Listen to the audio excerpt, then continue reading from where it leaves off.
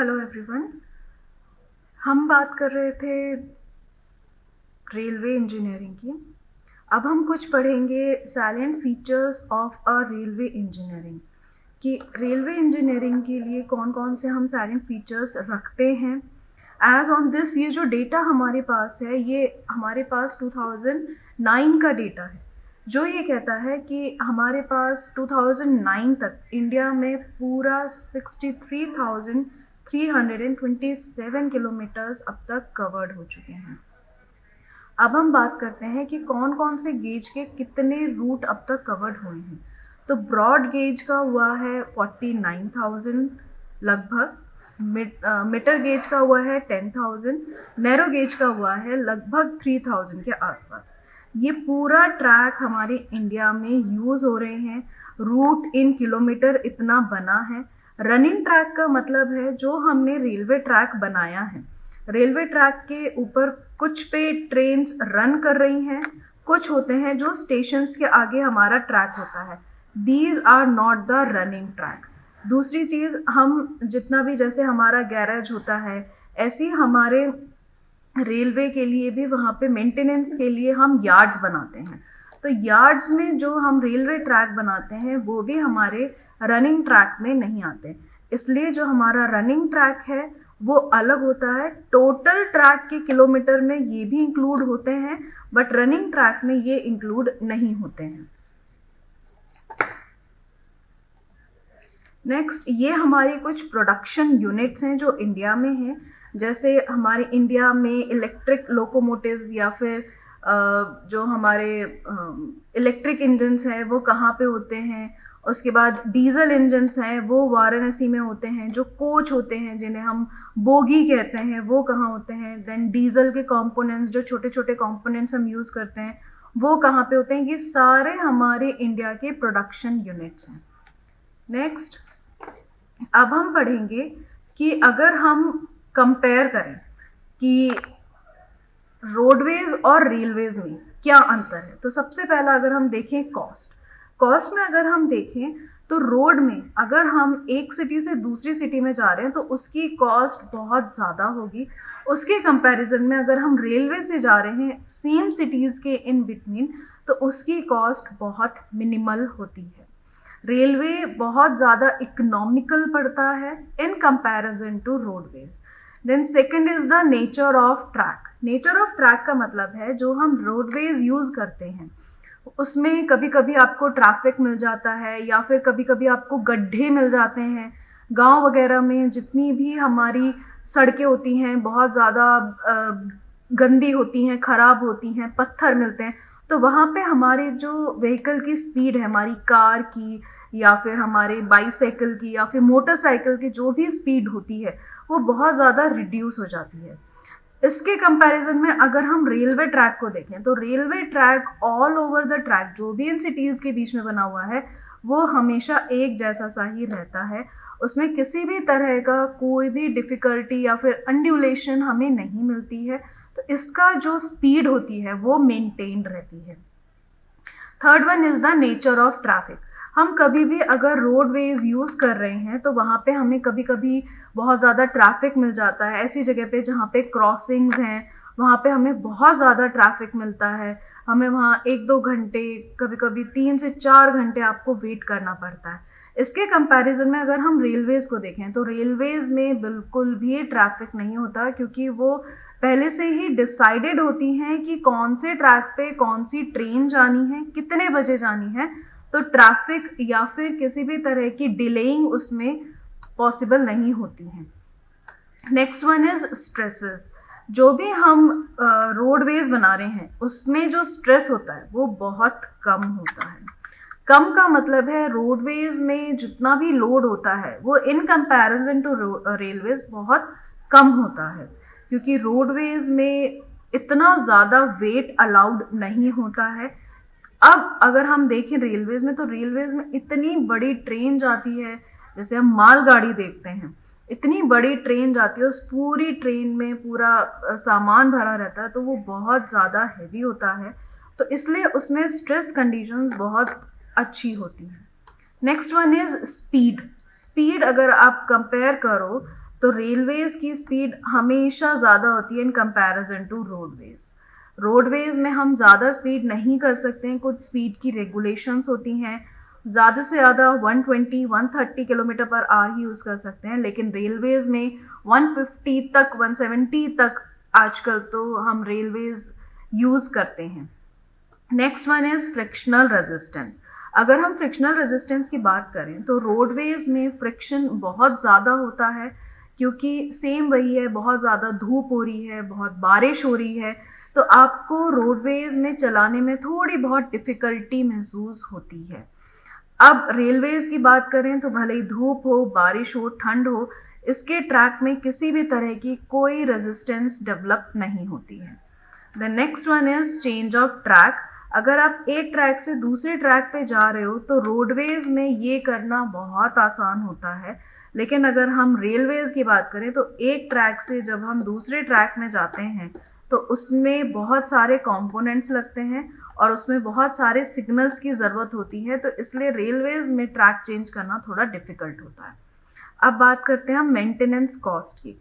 Maintenance cost की बात करें तो रोडवेज में मेंटेनेंस कॉस्ट बहुत कम है और रेलवेज में मेंटेनेंस कॉस्ट बहुत ज़्यादा होती है। हमें उसका ट्रैक मेंटेन करना पड़ता है, अगर वहाँ पे क्रॉसिंग है तो हमें वो मेंटेन करनी है, सिग्नल्स बनाए हैं तो वो मेंटेन करने पड़ते हैं, तो रेलवेज का मेंटेनेंस कॉस्ट बहुत ज़्यादा होता है।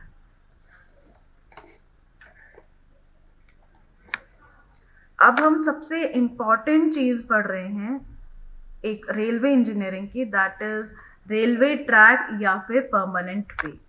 ये बहुत ज़्यादा इम्पॉर्टेंट है।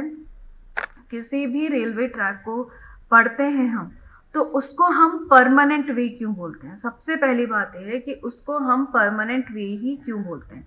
अब अगर हम बात करें रोडवेज की, ये रोड कोई बना दी है, ज़रूरी नहीं हमारी जो कार है वो इसी पे चले। हमारी कार कहीं पे भी इसके आसपास अगर कोई खाली जगह है या फिर कोई प्लॉट है तो हमारी बाइसाइकिल या फिर मोटरसाइकिल या फिर कार हम इस जगह पे भी ले जा सकते हैं। ये कोई परमानेंट वे नहीं है कि आपकी जो साइकिल है या फिर मोटरसाइकिल है वो इसी रोड पे चलेगी, वो कहीं पे भी चल सकती है। अब बात करते हैं हम रेलवे ट्रैक की। रेलवे ट्रैक एक ऐसी चीज़ है कि उसके ऊपर के जो व्हील्स हैं वो सिर्फ ट्रैक पे ही चल सकते हैं, वो ट्रैक के अलावा और कहीं नहीं चल सकते हैं। इसलिए हम एक रेलवे ट्रैक को परमानेंट वे बोलते हैं, क्योंकि इसके अलावा हमारी जो ट्रेन है वो कहीं और नहीं जा सकती है। इसलिए हम इसको कहते हैं परमानेंट ट्रैक या परमानेंट वे, कि जो हमने ट्रैक बना दिया सिर्फ उसी के ऊपर से हमारी ट्रेन जाएगी और कहीं से हमारी ट्रेन नहीं जा सकती है। तो अब अगर हम बात करें कि एक परमानेंट वे में क्या क्या सारी चीज़ें होती हैं, तो एक परमानेंट वे, इसकी सबसे पहले अगर हम डेफिनेशन देखें तो it is the combination of rails fitted on sleepers and resting on ballast and subgrade. तो इसमें हमने 4 चीज़ें पढ़ी। सबसे पहला है रेल्स, दूसरा है स्लीपर्स, तीसरे हैं बलास्ट और चौथा है सबग्रेड। अब अगर इस फोटो को हम ध्यान से देखें तो इसमें सबसे पहले हमें दिखती हैं ये रेल्स जो रेड कलर की हैं, इनको हम कहते हैं रेल्स। रेल्स को हम कहते हैं पटरी या फिर ट्रैक जिसके ऊपर हमारी ट्रेन चलती है। ठीक है, रेल्स को हम कहते हैं पटरी जिनके ऊपर हमारी ट्रेन चल रही है। ठीक, अब बात करते हैं स्लीपर की। स्लीपर, ये जो आपको येलो मार्क में दिखाई दे रहा है, इसको हम कहते हैं स्लीपर। स्लीपर्स होते हैं, इस फोटो में मैं आपको समझाती हूँ। ये जो आपको दिख रही है, ये जो पटरी आपको दिखाई दे रही है, इसको हम कहते हैं रेल्स। और ये जो आपको नीचे हॉरिजॉन्टल कंपोनेंट्स दिखाई दे रहे हैं, इनको हम कहते हैं स्लीपर्स। Rails and slippers. अब हम वापस इस पे आ जाते हैं। तो रेल्स पटरी जिनके ऊपर हमारी ट्रेन चलती है, उसके बाद आता है स्लीपर्स जो उसके नीचे एक हॉरिजॉन्टल कंपोनेंट लगा रहता है। फिर उसके नीचे अगर हम ध्यान से देखें, आप कभी ट्रैक पे गए हो तो अगर आप ध्यान से देखें तो यहाँ पे आपको ये गिट्टियाँ दिखाई दे रही हैं, पत्थर दिखाई दे रहे हैं सब जगह, तो ये जो गिट्टी और पत्थर होते हैं इनको हम कहते हैं बलास्ट, इनको हम कहते हैं बलास्ट। अब बलास्ट के नीचे जितना भी मिट्टी का पोर्शन होता है उस पूरे को हम कहते हैं सबग्रेड। तो इसलिए 4 कंपोनेंट जो है हमारे, सबसे पहला हमारा कंपोनेंट है ये, उसके बाद है ये, उसके बाद आता है ये। तो सबसे पहला कंपोनेंट है जिसका नाम है रेल। उसके बाद ये वाला जो कंपोनेंट है जो आपको दिख रहा है हॉरिजॉन्टल, इसको हम कहते हैं स्लीपर।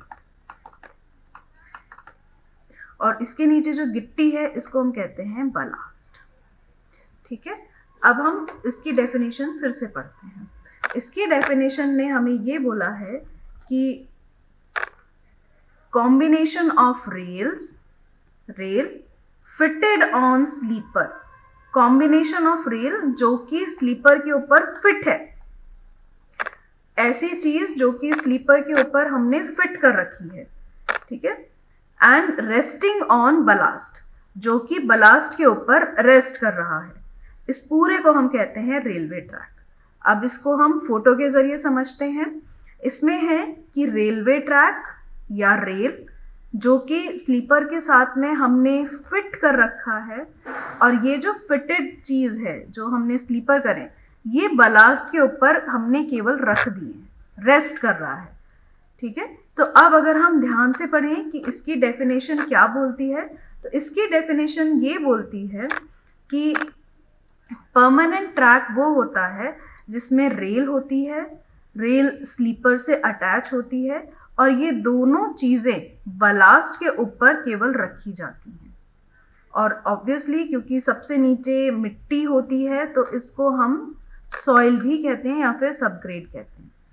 तो सबसे नीचे से अगर हम देखें तो सॉइल, मिट्टी के ऊपर हम डालते हैं ये गिट्टी, जो इतने सारे हमारे पत्थर होते हैं। पत्थर के ऊपर फिर हम ये हॉरिजॉन्टल पार्ट रखते हैं।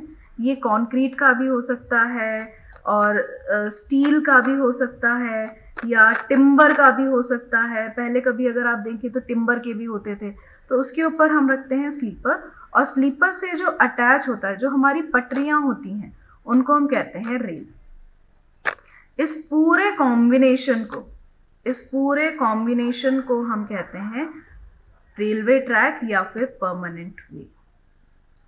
ये चीज समझ में आ गई। अब हम इसका एक जो आजकल हमारे एक्चुअल फोटोज हैं उसमें से हम देखते हैं कि क्या क्या चीजें हैं।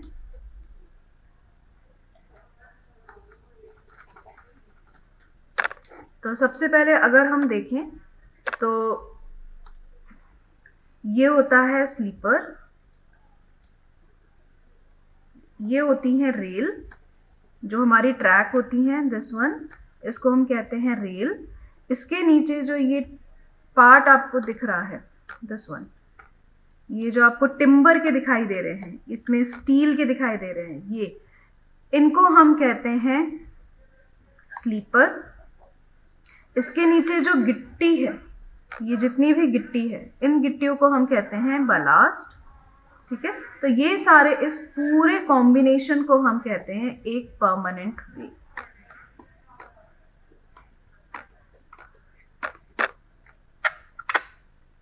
इस पूरी चीज को हम कहते हैं एक परमानेंट वे। ठीक है, अब बात ये आती है कि जो हमने परमानेंट वे बनाया है, दो पटरियां आपस में कैसे जुड़ती हैं। इनको जोड़ने के लिए हम कोई फास्टनिंग यूज करते हैं।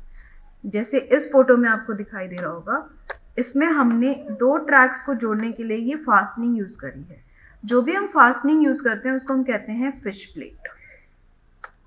ठीक है, अब फिर से परमानेंट वे पे आ जाते हैं हम। तो परमानेंट वे क्या कहता है, in a permanent way the rails joined in series by fish plates and bolt.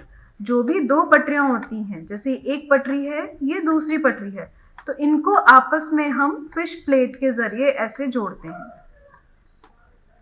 Fish plate और बोल्ट, इनके जरिए हम इन दोनों पटरियों को जोड़ते हैं।